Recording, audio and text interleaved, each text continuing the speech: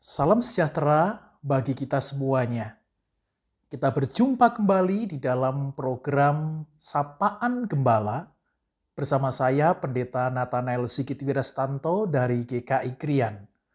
Mari saudara, sebelum kita merenungkan firman Tuhan, kita terlebih dahulu berdoa.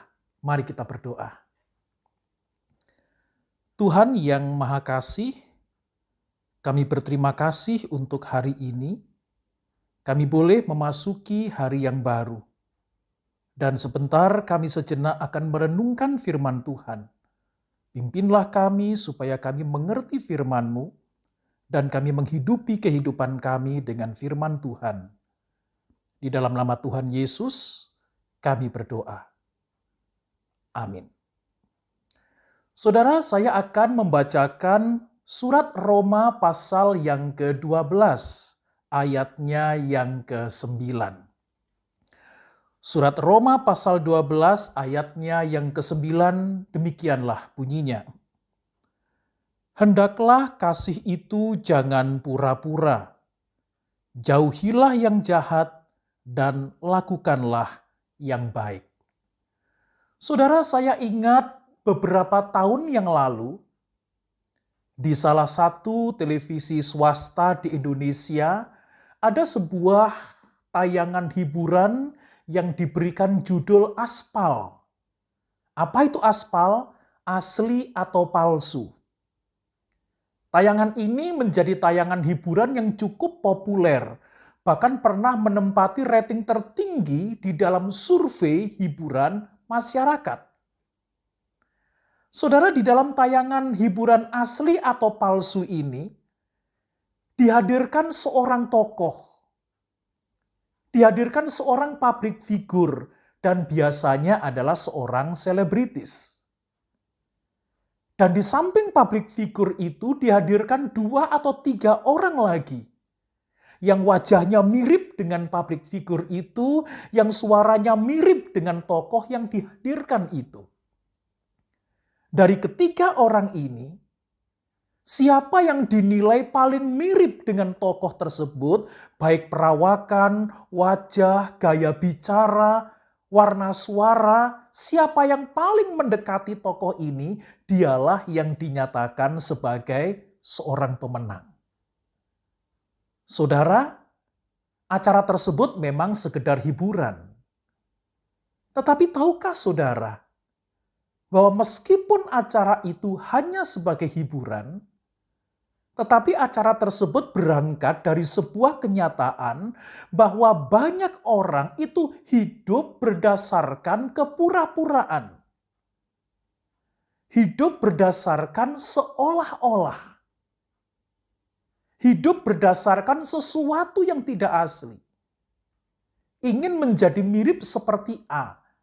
Ingin menjadi mirip seperti B. Padahal kenyataan tidak demikian. Pendek kata, acara tersebut berangkat dari sebuah perenungan akan kenyataan bahwa manusia banyak yang hidup di dalam kepura-puraan. Saya ingat saudara, pada suatu ketika saya diajak oleh seorang teman baik saya, dia teman pemuda di pelayanan gereja dulu. Dia adalah seorang pecinta otomotif, apalagi mobil-mobil kuno. Nah, suatu saat saya diajak dia untuk melihat sebuah pameran mobil kuno. Dan dia berencana untuk membelinya.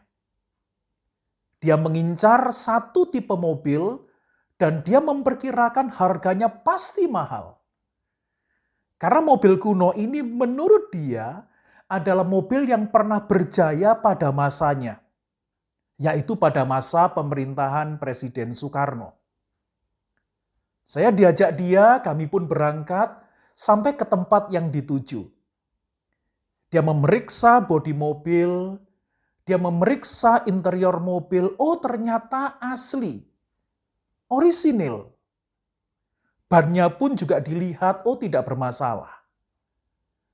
Lalu dia bertanya harganya, mobil tipe A ini berapa harganya? Penjual itu menyebut harga sekian.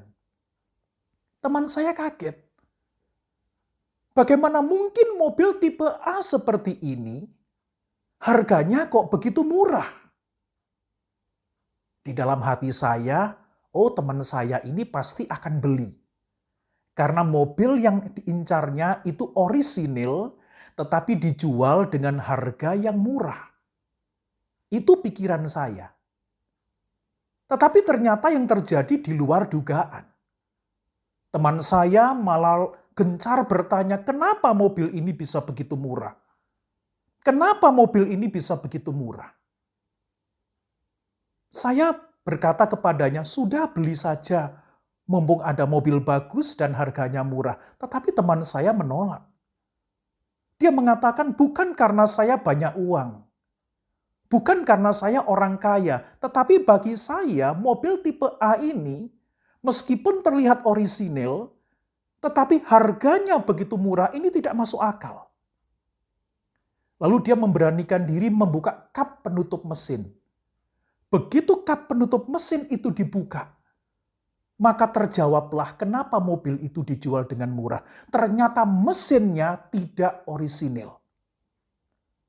Mobil tipe A, tetapi mesinnya adalah untuk mobil tipe B. Yang mutunya di bawah jauh dari mobil tipe A.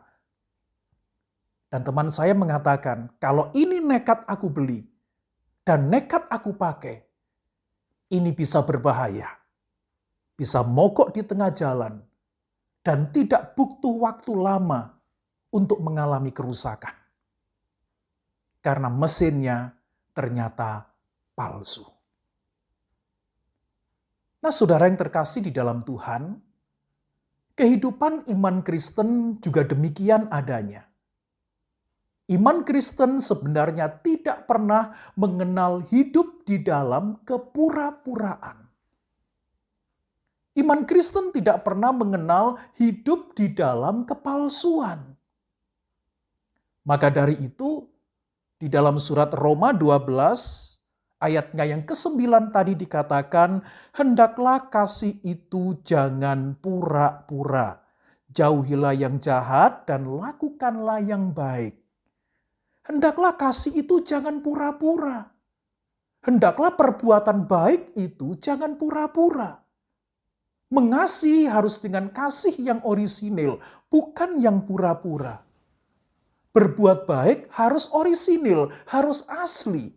Karena dorongan cinta kasih bukan perbuatan baik yang pura-pura. Membawa damai juga harus asli, menyeluruh. Tidak bisa berpura-pura. Lalu bagaimana tolok ukur kehidupan kita itu ada di dalam keaslian ataukah kepura-puraan?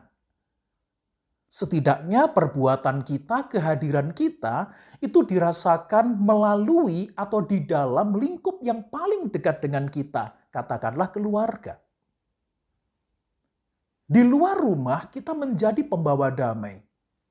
Pertanyaannya di keluarga ditelantarkan atau tidak? Di luar rumah kelihatannya membawa berkat. Tetapi di dalam keluarga, apakah keluarga juga terberkati? Jikalau realitas di dalam dan di luar keluarga adalah realitas yang berbeda, inilah yang disebut sebagai kepura-puraan. Maka dari itu saudara, mari kita bersama-sama untuk belajar menghidupi kehidupan kita ini. Jangan dengan kepura-puraan. Hidup di dalam kepura-puraan itu meletihkan. Hidup di dalam kepura-puraan itu memang membuat capek. Sekuat-kuatnya orang hidup di dalam kepura-puraan, pada suatu saat dia akan capek juga, akan letih juga. Dan jangan heran, bahwa hidup di dalam kepura-puraan akan rentan mendatangkan kesulitan-kesulitan baru, kesukaran-kesukaran baru, persoalan-persoalan baru. Maka di akhir renungan ini, saya mengajak kita semua untuk merenungkan satu kalimat ini. Hiduplah dengan tidak terkungkung dalam kepura-puraan.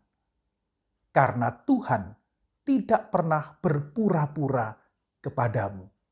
Saya ulangi lagi, hiduplah dengan tidak terkungkung dalam kepura-puraan.